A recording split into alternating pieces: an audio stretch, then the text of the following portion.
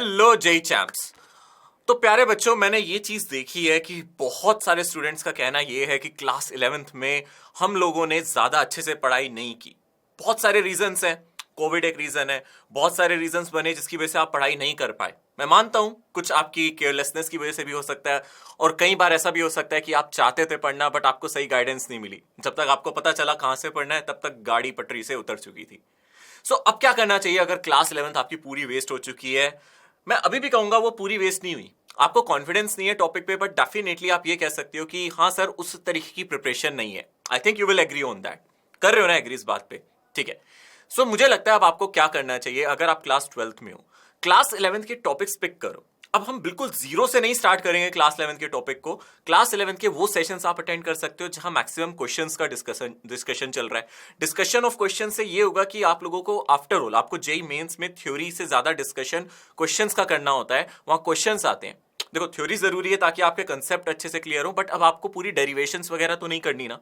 सोचो, आधा बर्डन वहीं कम हो जाता है। जब आप क्लास 11th में थे आपको डेरिवेशंस भी करनी होती थी, चीजों को समझना होता था, पर अब आपको वो नहीं करना है। इसका मतलब है सिर्फ बचा क्या? सिर्फ आपको क्वेश्चंस की प्रैक्टिस करनी है। ब्रीफ में थ्योरी पढ़ो, क्वेश्चंस की प्रैक्टिस, ब्रीफ में थ्योरी, क्वेश्चन प्रैक्टिस। अच्छी बुक पिक करो। एचसी वर्मा से आप प्रैक्टिस करना स्टार्ट करो। मैं आपको गारंटी देता हूं, अगर आप एचसी वर्मा के मैकेनिक्स के प्रॉब्लम सॉल्व कर लो और आप बाकी क्वेश्चंस भी, बाकी चैप्टर्स पे भी अगर ध्यान दोगे, तो मैक्सिमम क्वेश्चन जेई मेंस के सॉल्व करने से आपको कोई नहीं रोक सकता, और हो भी जाएंगे। बट उसके लिए आपको एक रेगुलर बेसिस पे बैठना है, टाइम टेबल बनाना है, क्लास का रूटीन बनाना है। 12th को बिल्कुल लाइटली मत लो। जो अभी करेंटली 12th में चल रहा है आप उसको वेस्ट मत करो क्लास 11th की वजह से, क्योंकि ज्यादा लिंकअप नहीं है चैप्टर्स में। बस इंपॉर्टेंट चीज क्या है कि आपने वेक्टर्स पढ़ा हो अगर क्लास 11th में ढंग से, तो क्लास 12th के टॉपिक्स कवर हो जाते हैं। और ज्यादा वेक्टर्स का इन्वॉल्वमेंट भी नहीं है। जितना भी इन्वॉल्वमेंट है आपको आता है अच्छे से।